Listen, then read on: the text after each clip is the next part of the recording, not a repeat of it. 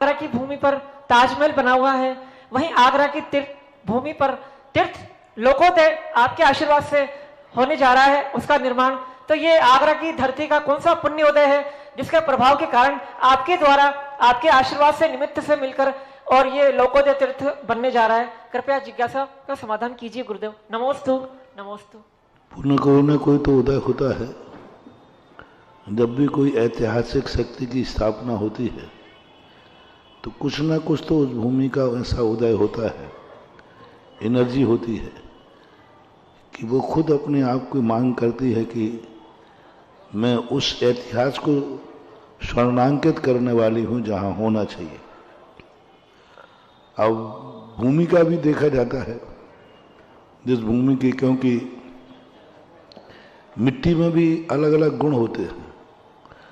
वास्तुशास्त्र में लिखा ऐसी मिट्टी हो तो वहाँ महल बनना चाहिए, ऐसी मिट्टी का आकार हो, स्वाद हो, गंध हो, वहाँ छत्री का निवास होना चाहिए। इस प्रकार की मिट्टी हो, इस प्रकार की मिट्टी का स्वाद हो तो वहाँ वैश्य व्यापारी को रहना चाहिए। इस प्रकार की मिट्टी में ब्राह्मण को रहना चाहिए। इस प्रकार की मिट्टी पर शूद्रों को रहना चाहिए। सबके लिए वो बहुत बड़ा व्यवस्था। पशुओं को कहाँ रखना चाहिए, मुनि महाराजों को, साधुओं के मंदिर बनाने की, संत बसतिका के लिए मिट्टी का उल्लेख अलग किया कि यहाँ की मिट्टी कैसी है। उस मिट्टी को देखकर अंदाज लगाया जाता है कि इस मिट्टी किसके योग्य है। बहुत बड़ा शास्त्र है कि जिसमें मिट्टी देखी जाती है, स्थान नहीं देखा कहाँ है क्या है, मिट्टी को लाके देखेंगे और उस मिट्टी को हम परखेंगे कि ये मिट्टी किसके योग्य है। कुछ मिट्टियाँ ऐसी होती हैं जो धर्म कार्य के योग्य नहीं होती, वहाँ आप लाख प्रयास करो कुछ भी सफलता नहीं मिलेगी। कुछ मिट्टियाँ ऐसी होती हैं जो धर्म के ही काम आती हैं, अन्य कार्य वहाँ करोगे तो सफल नहीं होगे। तो ये सिद्धांत कुछ हैं, तो कुछ देश को लेकर, कुछ मिट्टी को देख करके किए जाते हैं। नदियों के बहने के ऊपर विश्वास होता है। आज गंगा नदी के किनारे जो भी बसता है पूरा समृद्ध धनाढ्य होगा, पूरा व्यापार। आप देखो सारी गंगा नदी के ऊपर चारों तरफ, जहां से देखो, दिल्ली से, उधर से, जहां से भी है। और नर्मदा पर कोई बसेगा वो धन की नदी नहीं है, वो धर्म की नदी है। गंगा नदी धर्म की नदी है। अब गंगा के जल का किनारा धन ही बनाएगा और नर्मदा का किनारा आध्यात्मिक शक्ति है, धर्म की शक्ति है। उस किनारे पूरा नर्मदा जहाँ से निकली है उसके नीचे उसने कोई महानगर, कोई बड़ा उद्योग नहीं बनाया। इसलिए नर्मदा नदी भारत में सबसे स्वच्छ नदी कोई है तो नर्मदा नदी, क्योंकि जहां पैसे वाले रहेंगे उसे गंदा होना ही है। नर्मदा नदी का जल स्वच्छ आज भी है और आध्यात्म नदी है। भारत में एक नदी है बड़ी नदियों में जिस नदी के किनारे सिद्ध क्षेत्र है।